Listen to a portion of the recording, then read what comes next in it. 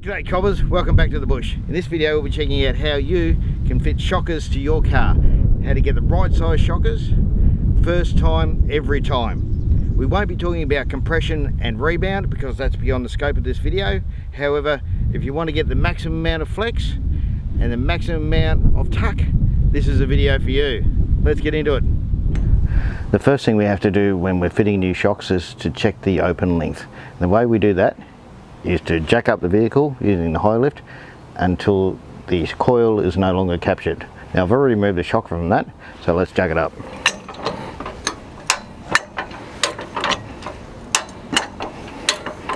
The vehicle's already in gear and I've chocked the back left hand side, so we're not going anywhere.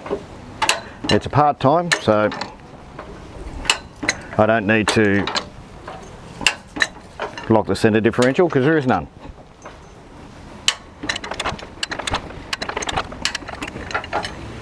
I think we're getting there. No, it's still captive.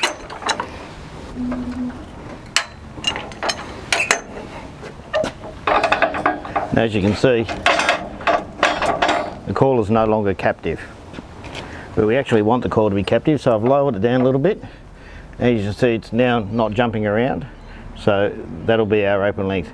We measure from the shock mounting up the top down to the shock mounting on the bottom. Now if we measure from the top of the shock mount down to the bottom shock mount with our coil fully captured, we're looking at about 725 millimeters open length. And now why it's pretty hard to get the camera under here, well it's so low, the measurement mount amount on the bump stops is around 485 millimeters. So write that down as well. And while I like a low rider as much as the next bloke, probably not appropriate for this vehicle. So I'll pop the spring back in.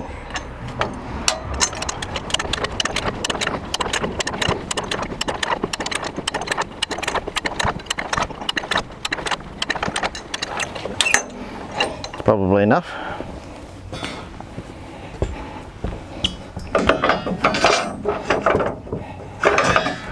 Not quite.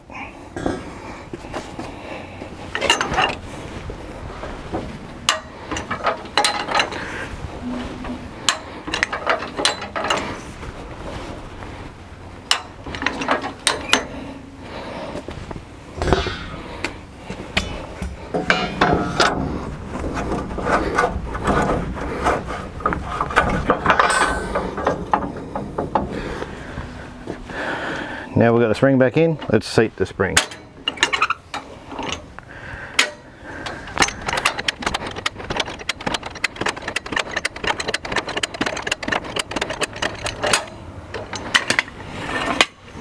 Now before we go shopping for shocks in these pin-to-pin style shock absorbers, we need to allow for the suspension bushes.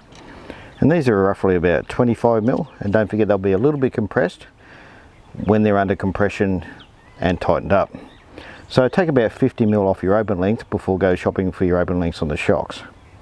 Now if you're wondering the reason for the shock change in the first place, a bit of a dent there. That's what happens when the bottom washer lets go. The shock gets in between the diff housing and the steering arm. Gives it a bit of love. So new shocks. And one thing we should be checking out for is coil bind. Not directly related to fitting the shocks, however, while you're down there, very good idea to check.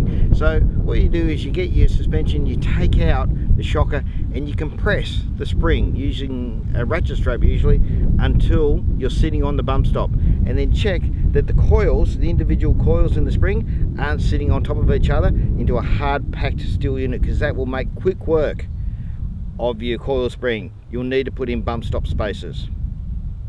Okay, remember we have an open length of 725 mil minus the bushes. About 50 mil gives us an open length of 675 mil. And a closed length of 425 mil, again minus the bushes, gives us a closed length that we're searching for of 375 millimeters. These shocks suit a 3-inch lift. They have an open length of 640 mil, so we'd be giving away 35 mil of travel of droop with these shocks. So let's have a look at the next one. These ones have an open length of 660 mil. So again, we'll be giving away 15mm of travel, or about 1/2 inch. Check out the next one again.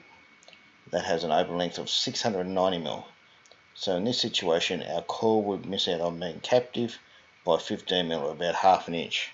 So we'll go back to the previous one. Let's have a look at our close length on this one. Our close length is 390, and we've been searching for 375. So the shock would actually be used as the bump stop, which is not a good thing. So we'd have to run bump stop spaces. Now we know our open and close lengths, and we've selected our correct shock absorber. It's time to mount it. Now these shocks have remote canisters, so we need to put a mount up for the remote canister, and this is how we do that.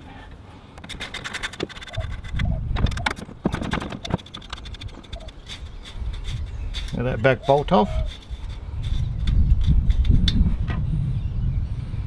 Yeah, canister mount. Pop them on top and pop on the 2 screws to secure it. This back one's going to be a bear.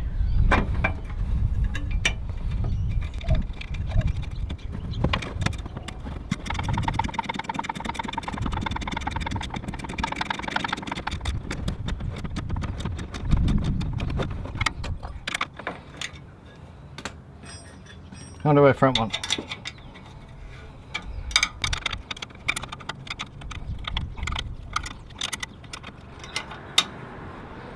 With a canister mount now secured, it's time to prepare the shock absorber. Though before we can secure the canister, we're going to need some way to hold the canister in, and that with a couple of worm drive clamps.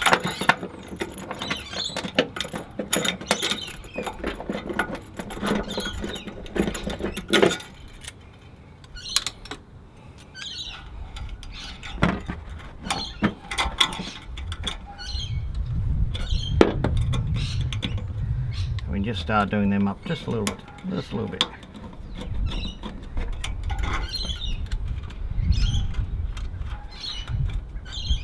I'll be able to slip the canister in there in a moment. When it comes to putting the protective boot on, with these particular shocks, I'm going to measure back 85mm, put a mark, slip the boot over the top,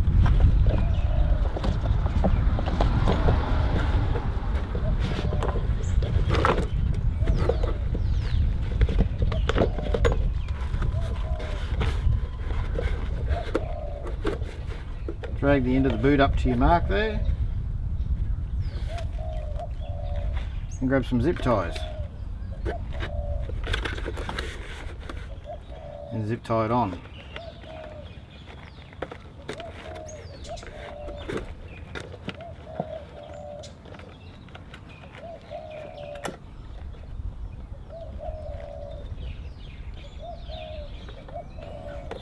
That zip tie's broken, so let's try another one.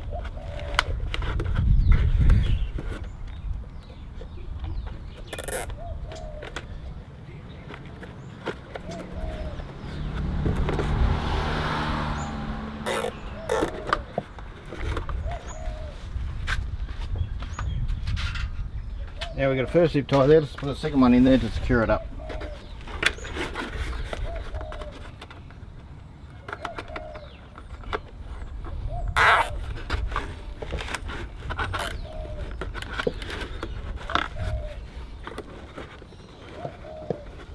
And cut off the excess.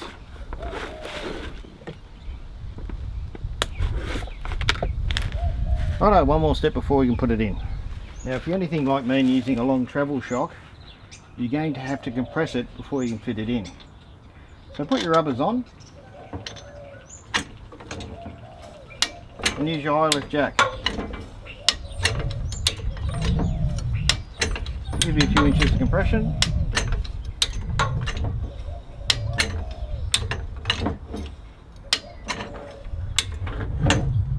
Once that's done, grab your piece of rope you've already put on there,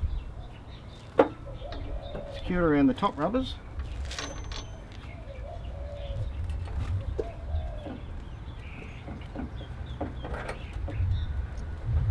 a couple of knots.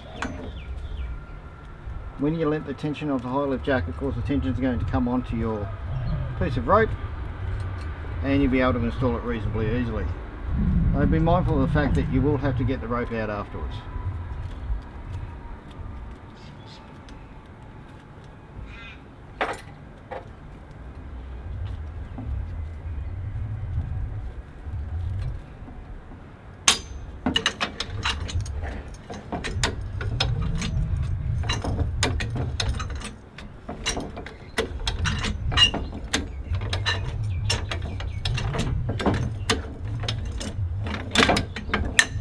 And there we go, shock's compressed. Now with the shock compressed, we can easily insert it up the top there, run it into the hole, and it'll fit straight at the bottom. All you have to do then, grab your side cutters. I like to insert it in the hole up top, because I can't see the bottom one.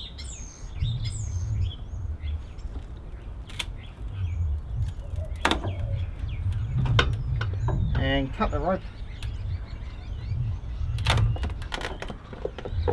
guiding it into the hole, and the shock will expand into the hole. Now all you have to do is get out your rope. Now as these suspension dampeners have remote mounted reservoirs, we're going to have to secure them down. Make sure you route the hose, you might have to secure that, and do up the O-ring clamps on there.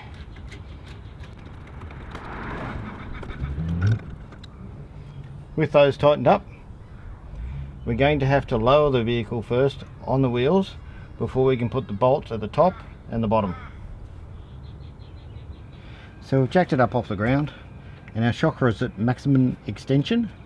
Our coil is still captured, we're at full droop, so maximum extension, and coil is captured, so that won't be going anywhere. But they say the proof is in the pudding, so let's take it out bush and see how it goes.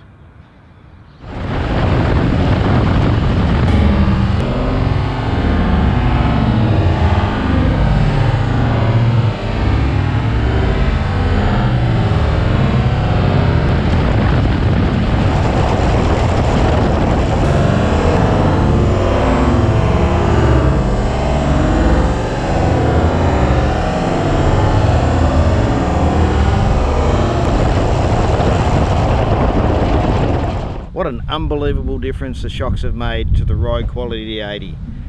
It's smoothed out the ride considerably, and we've also gone for a remote res shock, which will increase the heat dissipation of the shock absorber. So for outback corrugations, or perhaps even racing, which this one won't be doing, you'll be able to go for longer without reaching shock fade. So you can see, with basic hand tools at home, with a tape measure and a high lift, you too can fit the correct size shocks for your application. No need for a flex ramp or anything like that. Now if you like this video, don't forget to give me a thumbs up, and if you didn't, well, give me a thumbs down twice. Thanks guys, see you in the next one.